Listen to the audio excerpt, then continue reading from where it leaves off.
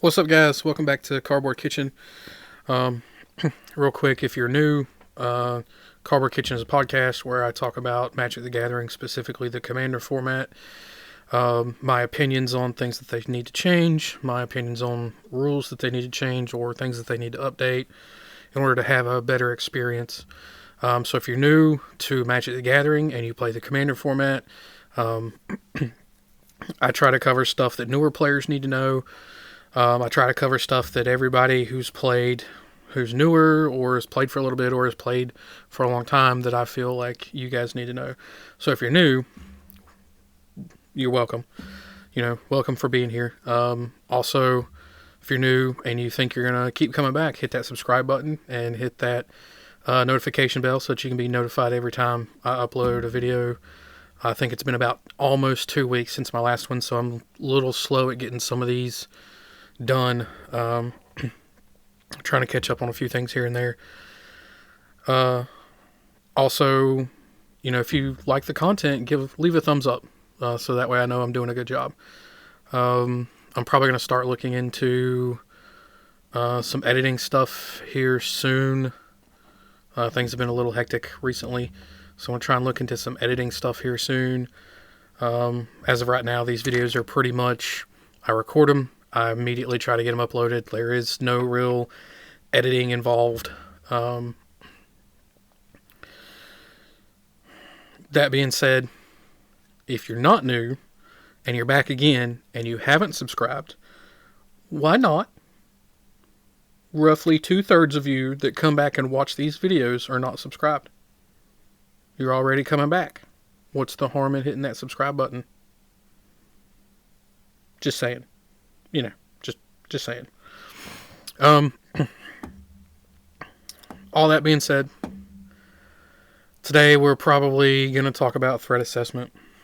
Threat assessment is going to more go back to what I talked to in the Is Commander personal video. In that video, I talk about how your emotional state influences your deck building and a couple other things. But believe it or not, your emotional state will also influence your ability to threat assess properly. And what I mean by that is, if you're playing a deck that likes to ramp in various ways, whether you're playing Heartbeat of Spring or Zendikar Resurgent or Nature's Lore 3 Visits, whatever the case is, usually the Nature's Lore and the 3 Visits and the Farseeks and the Heartbeat of Springs and the Mana Flares are probably safe. Those are probably safe spells, because Heartbeat and Mana Flare, everybody gets a benefit from. Things like Mirari's Wake and Zendikar Resurgent, probably not safe spells, because they only benefit you or your board, and it makes you a threat. So when we're talking about threat assessment's a little more difficult. The longer the game goes on, threat assessment is a little more difficult to deal with. And the reason I say that is because I've played with players who they will wait. They will sit and wait on specific cards. Like Mirari's Wake's a big one in decks that play green and white. I know players who will play, they'll play like 1 or 2 pieces that they need on the turns that they can. Like if you need, if you need Temur Sabertooth, they might play Temur Sabertooth on turn 4 if they have 4 mana for it, because maybe it'll get to stick around, and if it gets to stick around for 1 turn, you just leave up mana and some creatures and it should be good to go. Things like that, or cards like Deadeye Navigator. Deadeye Navigator has a soul bond ability that states, while Deadeye Navigator is soul bonded to a creature, itself and that creature both have pay 1 generic and a blue, blink this creature out of play, and then immediately return it to play. So it allows you to double up on your enter the battlefield effects and things like that. It also lets you protect itself and one other creature. Because if they're soul bonded and you have available mana, and somebody tries to remove one of the pieces, you can just pay 2 mana, blink it, and then it comes in as a brand new one, and their spell or ability, whatever the case is, fizzles. So like those are pieces to an engine. Not necessarily a great engine, depending on what engine you're playing against. Those are pieces to an engine. And typically you're going to need hard removal spells. I consider things like Path to Exile, Swords to Plowshares hard removal spells, because there are fewer things that will grab stuff from exile than there are things that will grab stuff from your graveyard. There are a multitude of cards that will either grab specific cards from your graveyard, or will shuffle your entire graveyard back into your library, or some variation thereof. But there are far, far fewer of things that will straight up just let you pull something from exile and put it someplace else. So anything that exiles as part of an ability or cast resolution or whatever the case is, as part of a spell, anything that's going to exile something is a hard removal, and it's your best option for targeted removal. Because again, like Temur Sabertooth's ability says, I become indestructible. Well, Generous Gift, Beast Within, Doomblade, Murder, all the things that say destroy, Temur Sabertooth's like, alright, cool, I'm going to pay 2 mana, bounce another creature, and now I'm indestructible for the whole turn.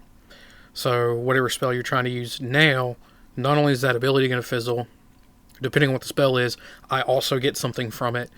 So for those of you that don't know, the way Generous Gift and Beast Within work is they say kill the thing, and then that thing's controller gets a creature token. Beast Within gives a 3/3 beast, Generous Gift gives a 3/3 elephant. Both tokens are green. But if the thing you target is indestructible, they still get the token. Even if you don't destroy the thing, they still get the token. That's where those two spells are kind of unique on some of the stuff that they do. So they're not, in that particular situation, they're not that great. And if your other option is to kill the Deadeye Navigator, you have to have 6 mana. You have to have both spells available, because there's only a specific timing restriction. There's a specific timing restriction where you can respond to actually kill the Deadeye Navigator. And if you don't respond during that timing restriction, you have to use one spell to create the timing restriction, and then you have to use the other spell to catch it during the timing restriction. Because if you don't, it's still there. It blinks out, comes back in as a brand new one. And that makes it problematic, because it does that for 2 mana. Temur Sabertooth, another reason Temur Sabertooth is really good is because it cannot bounce itself, it has to bounce another creature, but it makes itself indestructible. So if you're playing Temur Sabertooth and you have an abundance of mana, and somebody's like, I want to play a board wipe, and you have a bunch of creatures that you want to save, it's only going to cost you 2 mana per creature to bounce it, so you save as many as you want. The Sabertooth is indestructible, so as long as the board wipe isn't an exile effect, you're good to go. But the reason we're talking about threat assessment is because I know enough players, and I've played with enough players who they'll play things like Heartbeat of Spring, Mana Flare, Mirari's Wake, Zendikar Resurgent. They'll play these things all in the same deck. And like I said, two of those things are probably okay. The other two, not so much. Mirari's Wake and Zendikar Resurgent, not things you want to have stick around, if at all possible. Heartbeat of Spring and Mana Flare affect all players, so they're probably okay to sit around, assuming, again, this is assuming you get to use them, because if you're not the one playing them, most likely what's going to happen is the person that is playing them is going to do shenanigans and then destroy them after they get done with their shenanigans, so you don't even get the benefit from it. Like I got a buddy who built the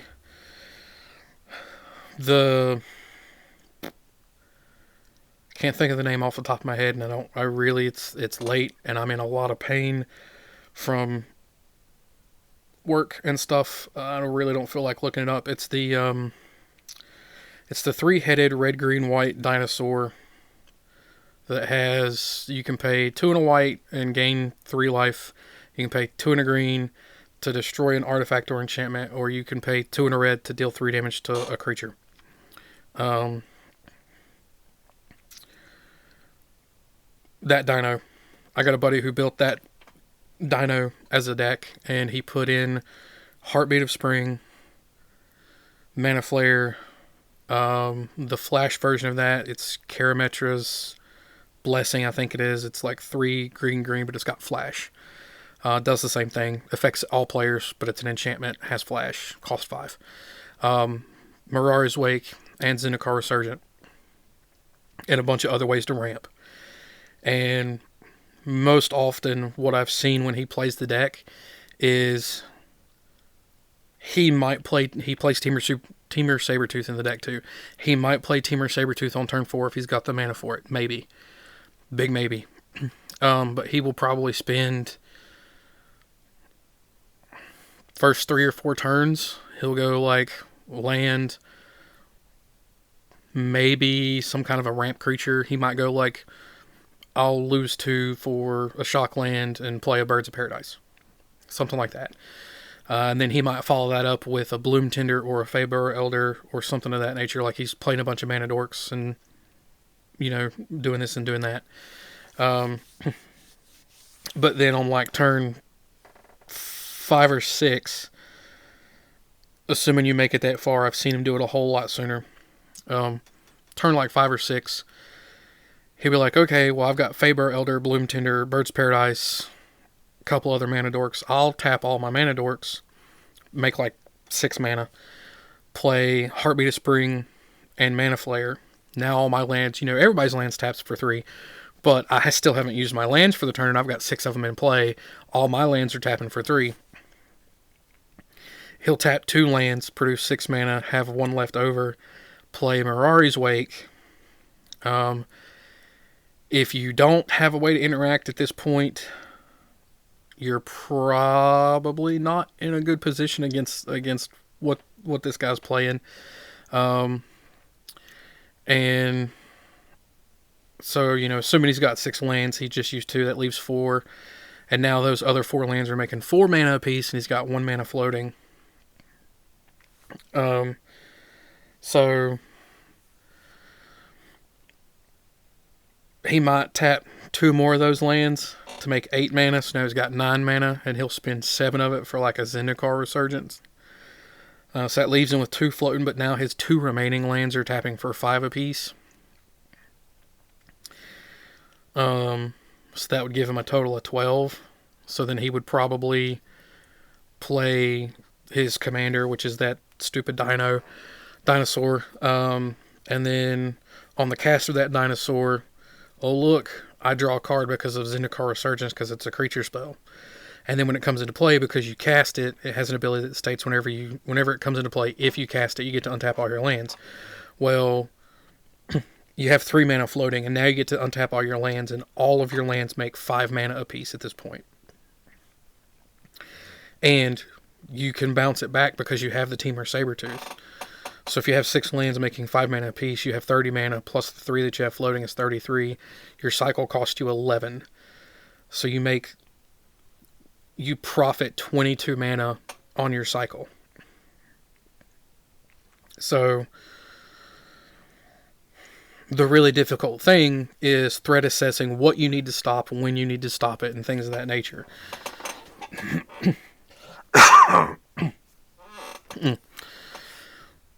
That being said, if you're a blue player, you've probably already figured out where you could stop things. You can stop the Mirari's Wake, which in turn stops the 4 make 3. You could stop the Mirari's Wake, which means they could follow it up with the Zendikar Resurgence, but then they don't have what they need to do their loop that turn, which gives the rest of the table a turn to try and do something. And you have access because they played the Heartbeat of Spring and the Mana Flare. You've got a chance to do stuff.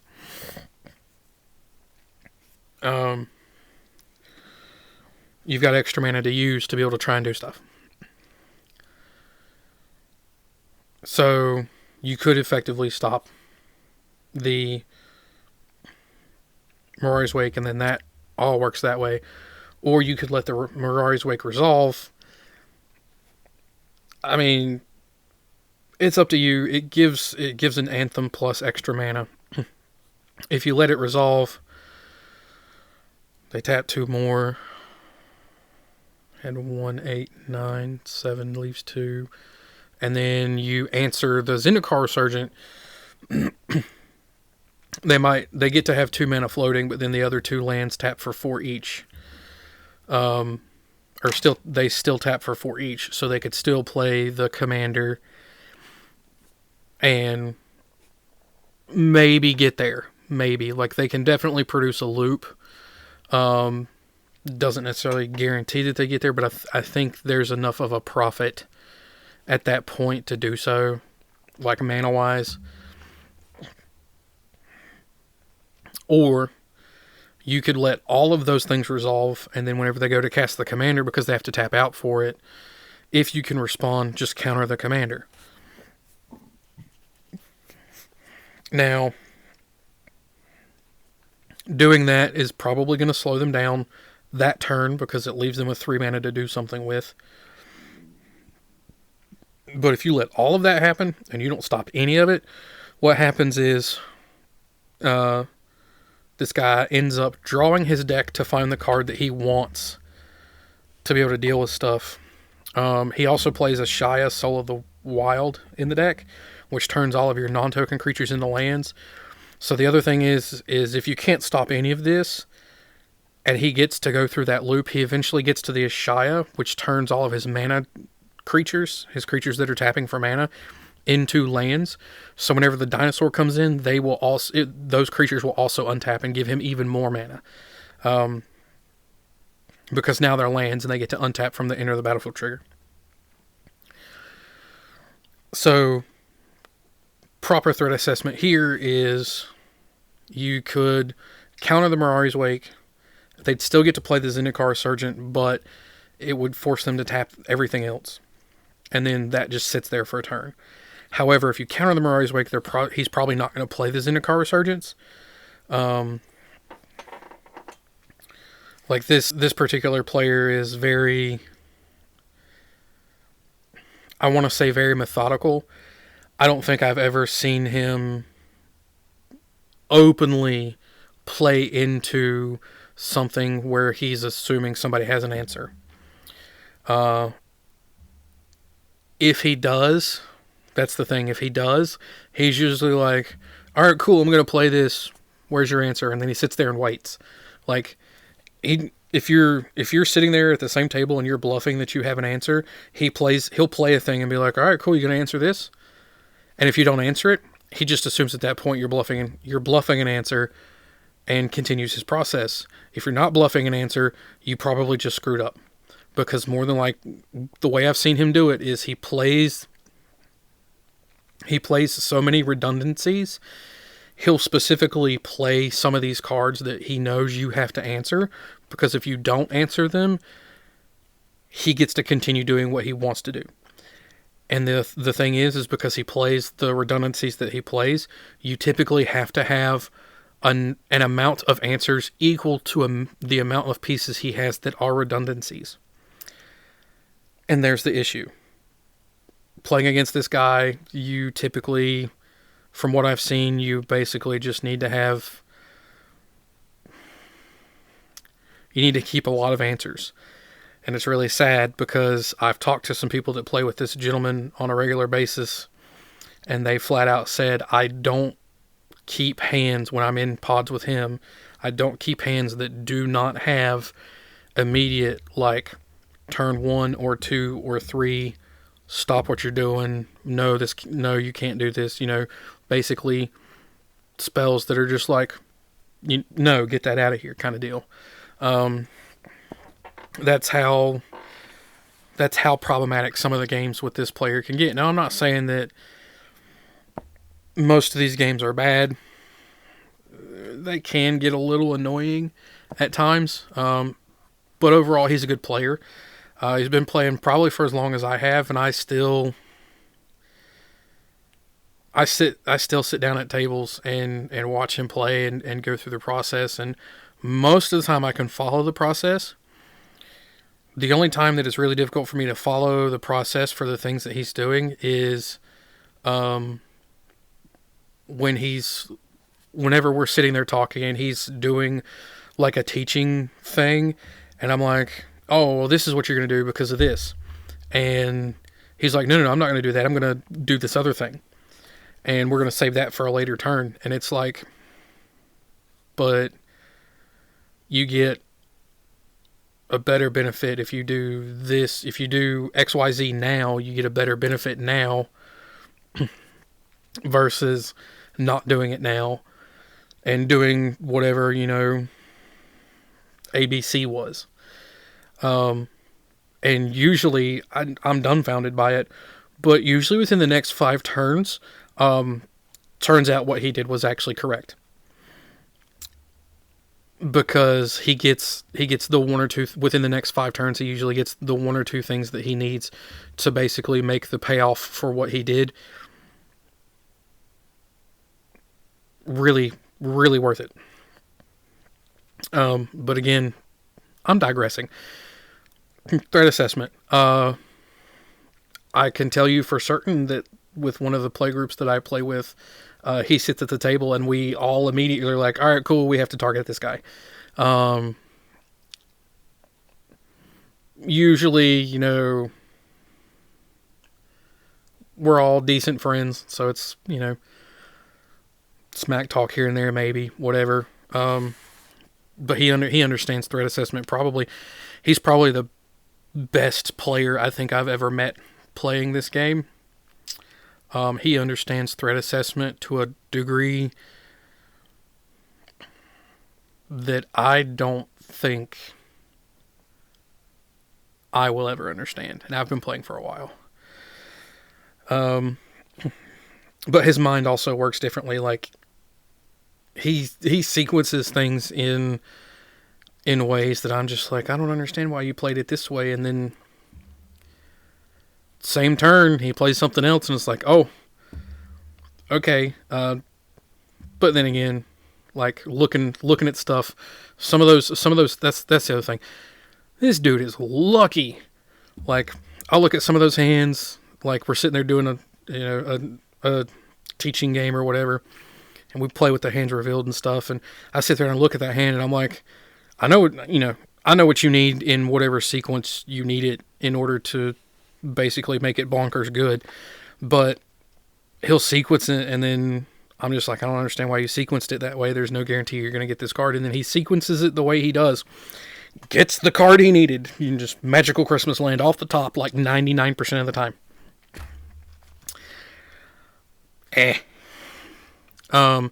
But for players that are not this particular gentleman, threat assessment is something that's gotten harder over the years, because something that I've learned as a player, something that I feel like everybody else needs to learn as a player, is that when you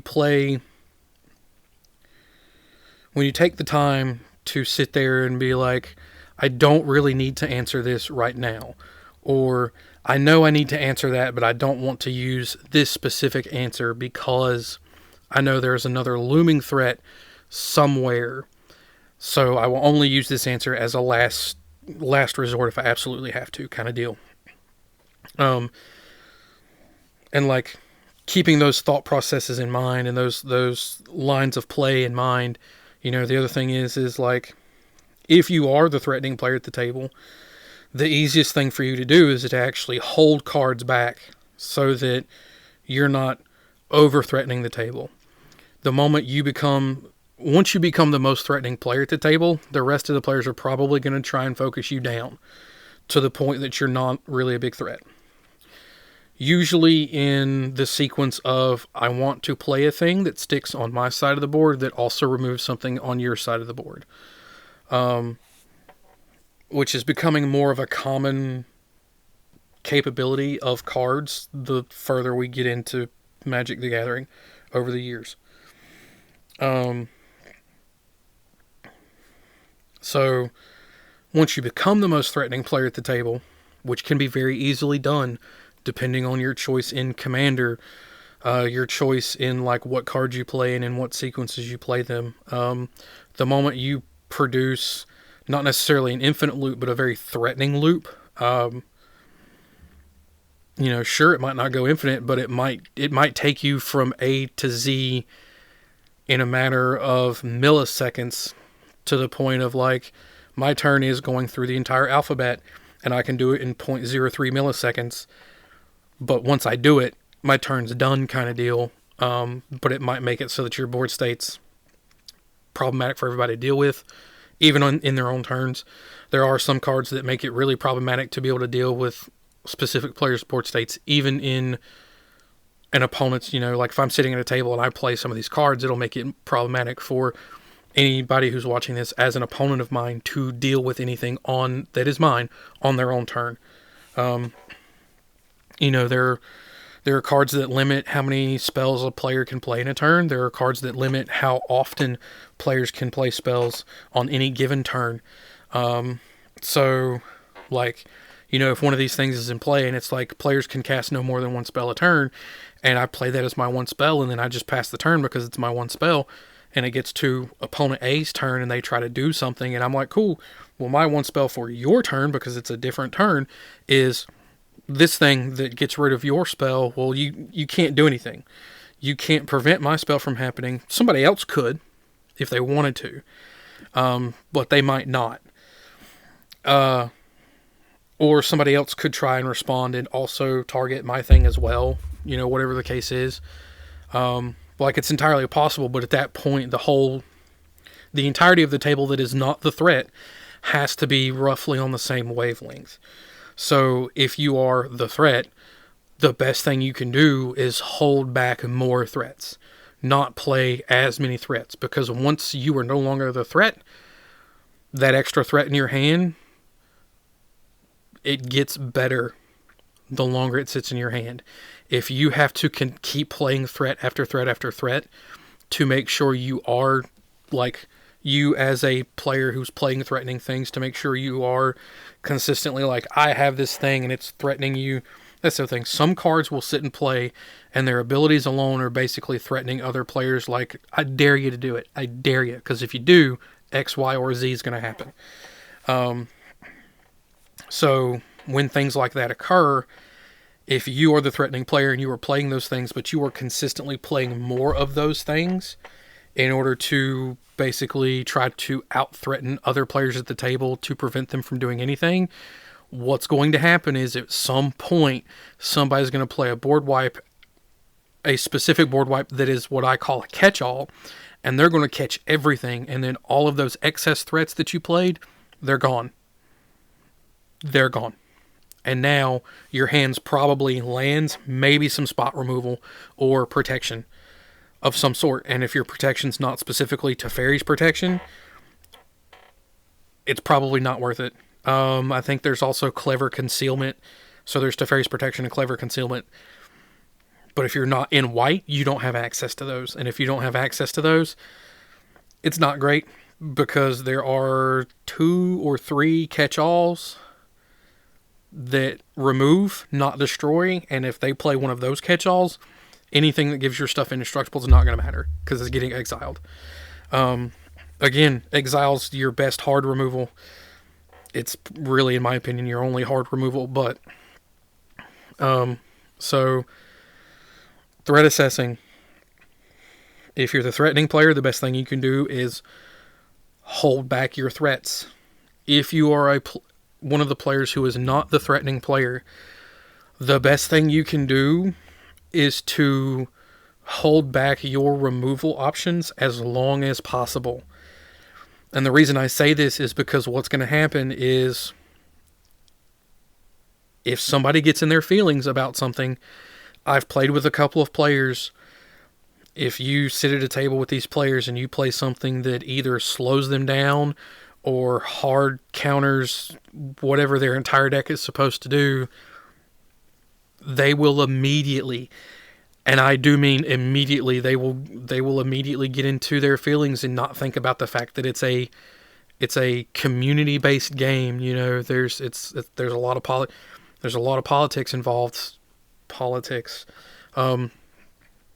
You know, you have to remember you're not the only person at the table trying to win the game, which is something that the competitive Commander stuff taught me. Is, you know, but I've played some competitive Commander, not much, but from what I have played in competitive Commander, is don't always be the person who uses your resources, because for every answer or resource you give up to deal with a threat on the table, that's one less that you have to deal with one of those players who aren't playing theirs.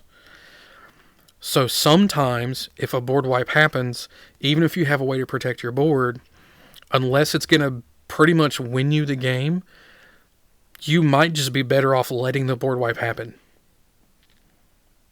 Because at that point, you're where everybody else is. And if anybody had any resources to try, like, that's the thing. If somebody's going to play a board wipe, whoever's playing the board wipe is using up their board wipe resource to do it. Unless somebody follows up and responds to that and basically protects their entire board state, you probably don't need to protect your board state, unless by protecting your board state you either guarantee or almost guarantee your victory on your next turn. Because what's going to happen is, in that moment, you go from probably middle of the road on everybody's radar to number one threat, because you're the only person left with stuff. If you're the only person left with stuff, you have stuff that's now threatening everybody, regardless of what that stuff is. You have mana rocks, which are basically artifacts that produce mana. Other players don't have that. If they don't have that, you have a mana advantage. If you have a mana advantage in that capacity, you're a problem, because now you don't have to use your lands in such a way that the other players would have to.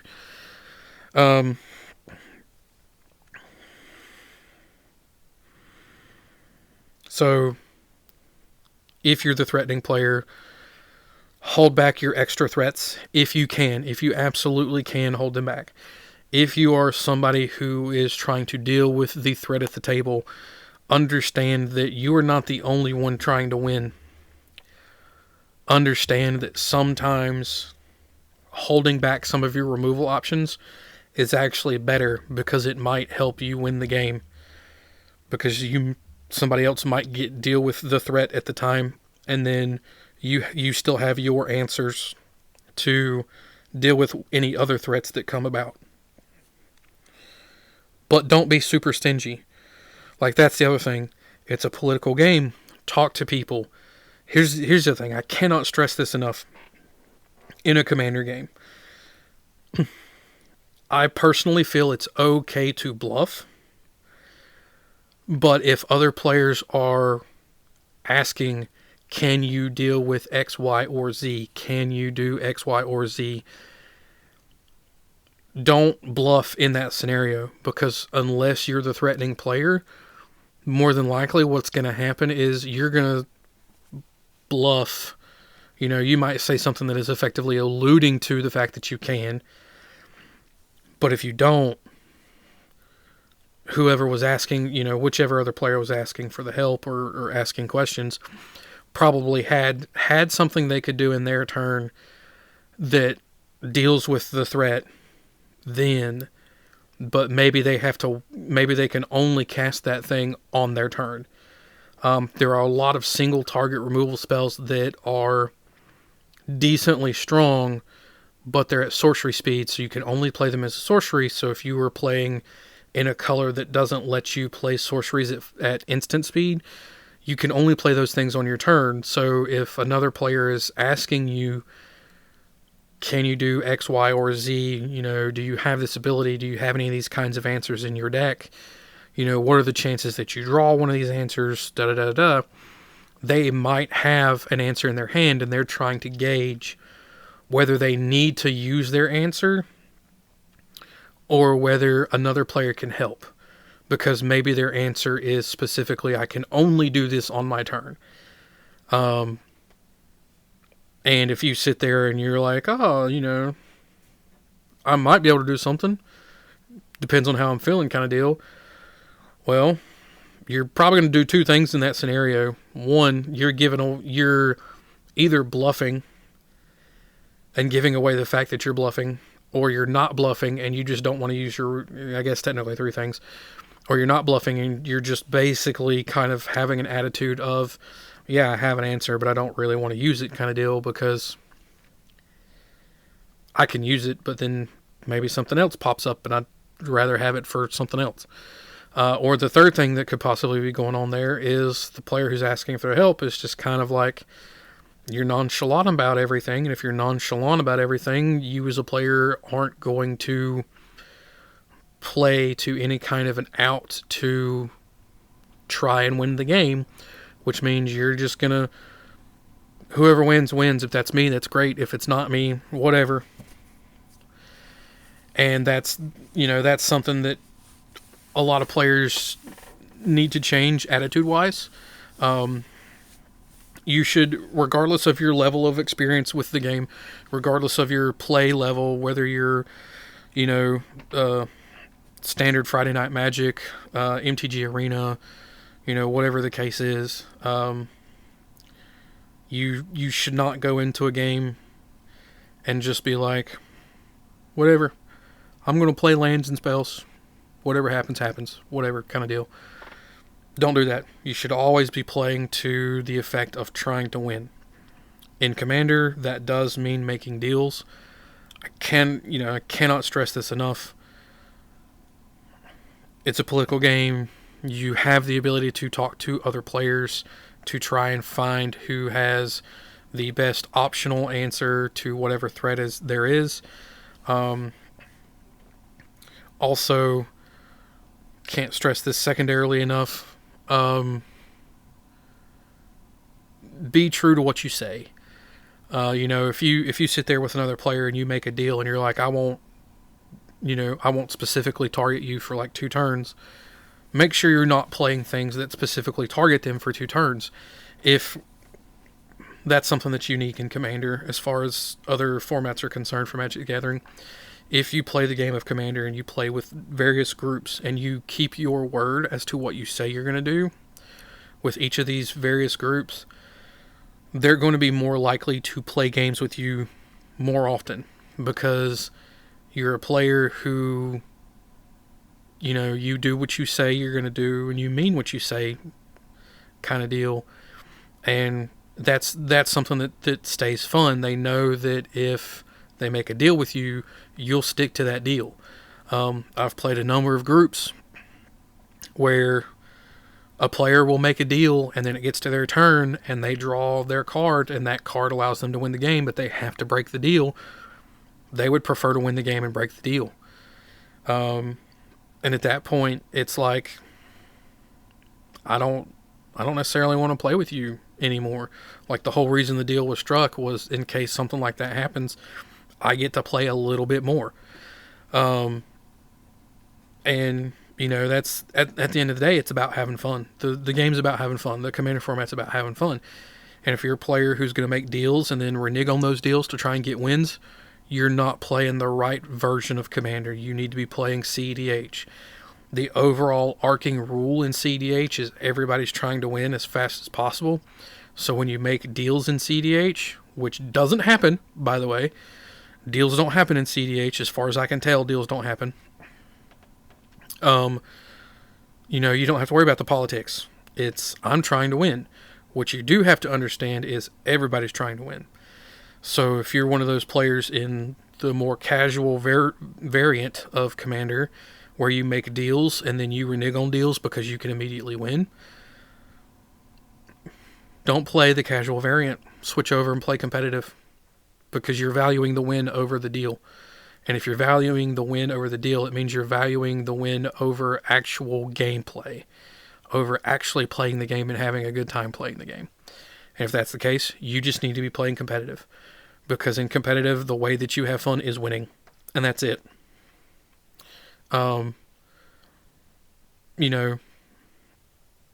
That being said, if you're a player who plays the casual version variant of Commander and you make a deal and you stick to your deal, players are going to want, they're going to be okay. They might not necessarily want to play with you again.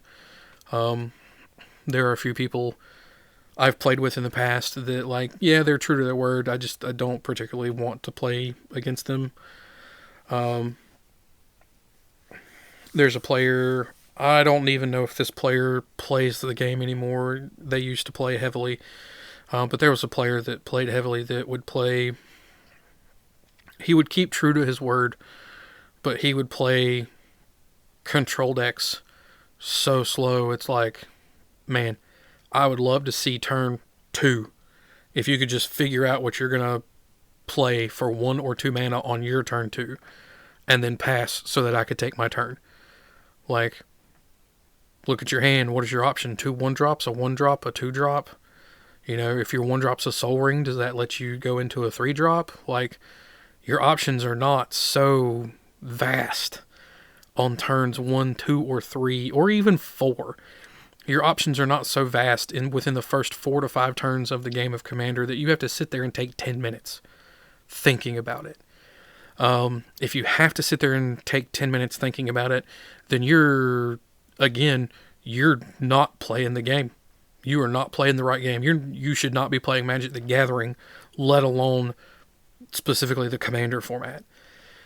Because at that point, you're trying to think way too far ahead based on what you know about the other players. And if you went first and you were on turn 2 and you were doing this, you don't have enough knowledge.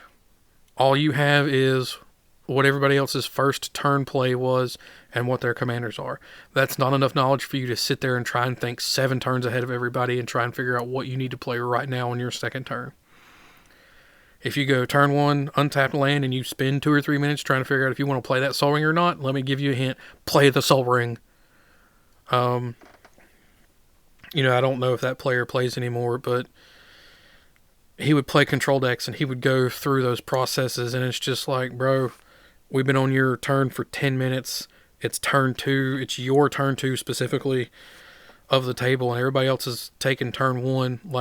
What are your options in those 7 cards? Can you dump your entire hand?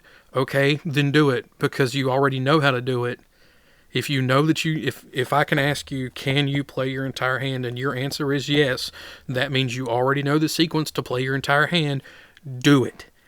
It's highly unlikely in a casual game of Commander, if you can play your entire hand on turn 2, that somebody's going to stop you. If you're doing that in casual Commander, you're playing the wrong one. You need to be playing competitive, because competitive says, oh, it's turn 3, I probably win. And if you're doing that on your turn 2, you've probably won the game. So play competitive. That being said, this particular player I've seen this player play an aggro deck. They played the aggro deck even slower, and it's like you have far fewer options to make decisions. Everything else in an aggro deck is very straightforward. It's play the creature, it has haste, turn it sideways. That's pretty much it. Your options are far fewer. Your lines of play are far smaller, all that kind of stuff. And it's just like, bro, you're playing aggro and you took a 15-minute turn in Commander. It's like, it's turn 2. What are you doing taking those 15 minutes? At least on the control deck, you only took 10 minutes and then you played something. Don't do it. That's the fastest way to get the table to decide to stand up and simultaneously flip whatever portion of the table they can into your face. If you are a player is doing something like that, don't play. Find a different game. If you want to be able to do something like that and have a little more freedom on that, play MTG Arena, play MTGO. In MTGO's got a little bit longer than MTG Arena. In MTGO, you've got 25 minutes in total for your side of a 50-minute round to play 3 games of whatever you're playing. So that being said, you can just go in and play your control deck, and you got 25 minutes for that first game, and hopefully you've locked your opponent into making things problematic for those 25 minutes, and hopefully you win. Because when you win and you go to the end of the round, you win the match 1-0, more than likely. So if you're doing stuff like that, don't be playing casual to begin with. Don't be playing in person, because a lot of the players that I know, it's like, oh, this is the one night of the week I get to play Commander, and I've got 6 hours to do it. I want to play as many games as possible because I can't play for another 7 days. And if you're like, cool, well, we're going to play one game and it's going to take us 4 hours to play that one game, they're probably going to be like, after X number of turns, they realize they've been in it for however long, they're probably just going to be like, all right, cool, I'm going to scoop because things are taking too long. And they're going to dip out and go hop in another table and play faster paced games. So if you're taking forever, speed it up. If you're taking forever because you have too many options for lines of play, play something different. Play something that doesn't give you that many options for lines of play. If if it's turn 2 and you're like, I'm playing casual, but I have the ability to play my entire hand, I guarantee you this. Play your entire hand. Go ahead and do it. If doing that allows you to win the game, congratulations, you won the game. Secondary, congratulations, the entire table is now angry because you're sitting there at a casual table and you're playing. At that point, you're effectively playing competitive cards because you've won on your second turn. Don't play at a casual table if you're going to do that. If you're going to play locks, if you're going to play stuff that locks other people from playing the game completely, there are some locks in the game that do that. They prevent the other players from playing in basically the entire game. I recommend you don't do that because that has the same function. If everybody's like, cool, we get to sit here and play the game X number of turns, and then turn X or Y hits, and all of a sudden you're the only player that can play because you have stuff in play that sets it up so that your opponents can't play anything else, period. Like, they just can't cast spells. They can't do this. They can't do that. That's also boring and unfun. Now, doing that pretty much guarantees that you get the win, and your opponents will concede and say, yeah, you get the win. But they're not going to be happy about it. Predominantly because because your entire goal, at that point, they're going to believe your entire goal was to lock everybody out from playing the game, and it took you X number of turns to do it. They would have preferred, at that point, you as a player are also on the same level as the person that wins on turn 2 or turn 3. They would just prefer to not see it in a casual pod. As far as threat assessment is concerned, because I've gone way over in this video, but we're coming towards the end. As far as threat assessment is concerned, if you are the threat, hold back your further threats, because you will need, eventually somebody will find a way to deal with your current threats, and you will need more threats. And if you have a threat and you play more threats beyond that, the overall arcing answer is to just wipe the board. And if the board gets wiped, you have fewer threats in your hand to play later. If you are someone who's trying to deal with the threat, understand you are not the only person who needs to deal with the threat. At that point, it is probably okay to talk or discuss with other players at the table to try and find answers to the threat. But if you're going to do that, be honest about things. You don't have to specifically say what cards are in your hand, but you can be like, I do have an answer. Or, something of that nature. You don't necessarily have to be specific about what your answer is. Or you can say, I don't have an answer, but I might draw an answer. Or you could say, I have to draw an answer. Something along those lines. Otherwise, if you're making deals, stick to your deals. Try to stick to your deals the best that you can based on how you've worded it. Your wording of your deals matters immensely. Immensely. Somebody says, don't target me for 2 turns, and you have like a catch-all board wipe that's going to catch them. You can probably, in your phrasing of your end of the deal, you could probably say, I'm not going to specifically target you for 2 turns, or I'm not going to single target you for 2 turns, or something of that nature. If you're going to play a catch-all, you don't necessarily have to tell them that you're going to play like a board wipe or something, but you can word your deal in a way that if you do play a board wipe, it doesn't renege on the deal. You're not specifically affecting them. You're affecting them, but you're affecting everybody else too. So how you word your deals matters immensely. Threat assessment has gotten more difficult over the years because players who are playing some of the more threatening things are getting to the point where they're like, I'll throw out a threat, and then I'll wait till somebody deals with it, and then I'll throw out another threat.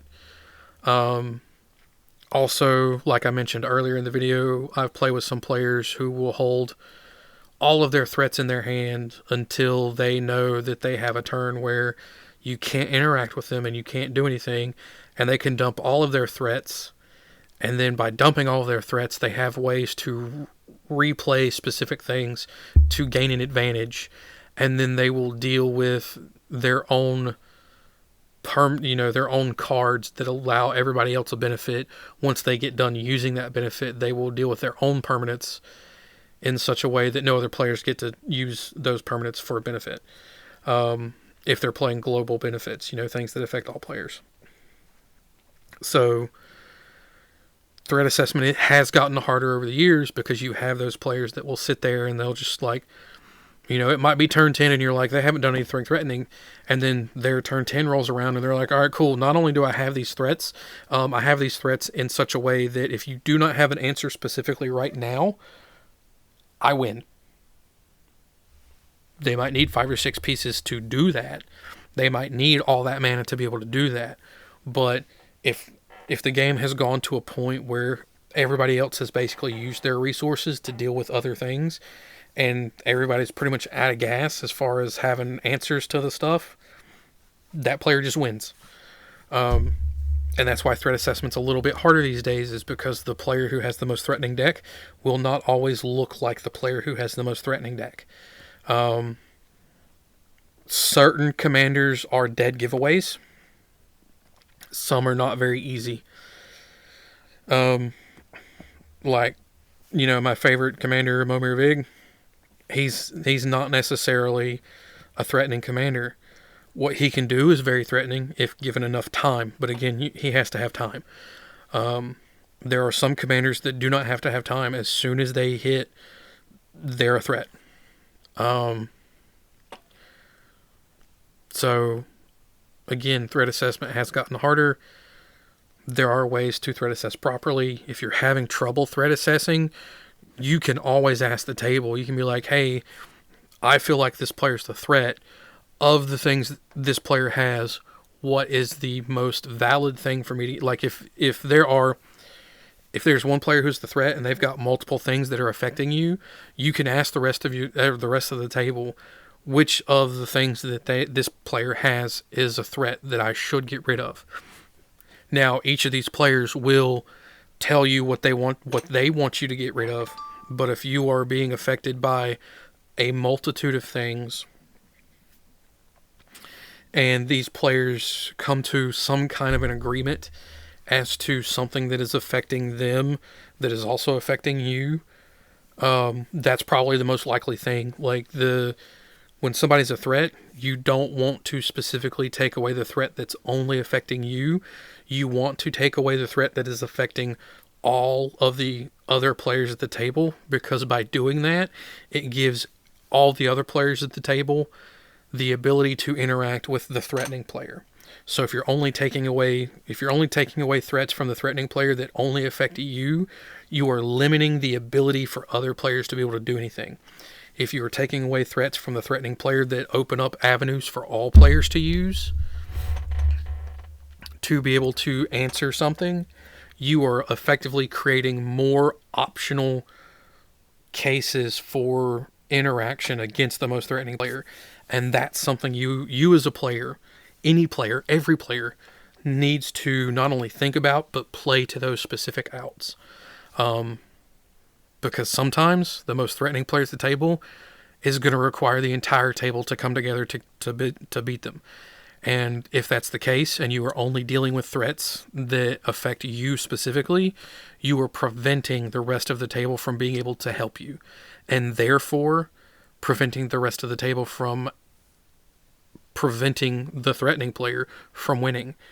Because if those players aren't affecting the threatening player, and you're the only one affecting the threatening player, guess what happens? Threatening player kills you first. Because the things that they have that are preventing the other two players from interacting with him, they get to stick around. And if you don't get rid of those, like if you have the ability to get rid of those and you don't, that's not the threatening player's fault. It's yours. So just, it's something to think about. Again, like I said, I've went on a lot longer than I wanted to in this video. It's late. I'm still in some pain. But I'm probably going to end it here. Thank you for sticking around to the end. If you're not subscribed, subscribe. If you liked the content, hit that thumbs up button. Hit that notification bell if you are subscribed. If you're not subscribed, subscribe. Hit the notification bell to be notified whenever I upload new stuff. If you want to give me ideas or, whatever the case is, leave a comment. If you thought something was bad, leave a comment. Comments are the predominant way that I interact with most of you guys watching this stuff. We do have a Facebook page. I usually try to link the Facebook page in one of the comments in the comment section. I don't know if I'll have time anytime soon to do that or not. If you go to the Facebook page, you could probably message me through the Facebook page. Next couple of days are a little hectic for me. So I don't know if I'll be able to get back to you immediately. If I see a comment, I try to interact with the comments as soon as I can. Some of the comments I've seen on the videos, the comment will get posted, I get notified of the comment, I'll go look at the comment, and then like an hour later I'll go back and the comment's gone. So just be aware of that. And that being said, thanks again for being here. Really wanted to hit 1,000 subscribers by the end of February. I know that didn't happen. I'd like to hit 1,000 subscribers by the end of April, because it is a snail's pace at this point. Would love to hit 1,000 subscribers by the end of April. Again, I do have ideas for some of the stuff I want to bring into the works, as far as like I want to bring you guys gameplay, Commander gameplay footage. Still trying to figure out how I'm going to do that.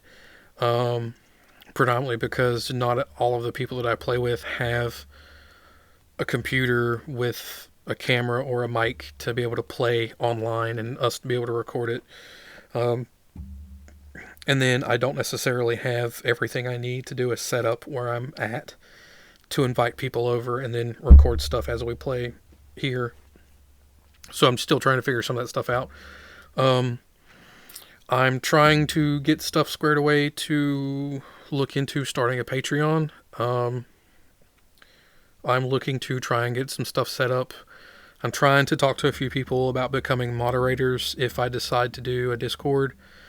The Discord would be a lot of, if you want to play games online, I'll probably set up a room for that or whatever, but I'm still trying to figure out if I'm going to have people who could be moderators for a Discord channel and things of that nature, and all the different things that the Discord channel would involve. But that being said, thank you for sticking with it. we appreciate it over here.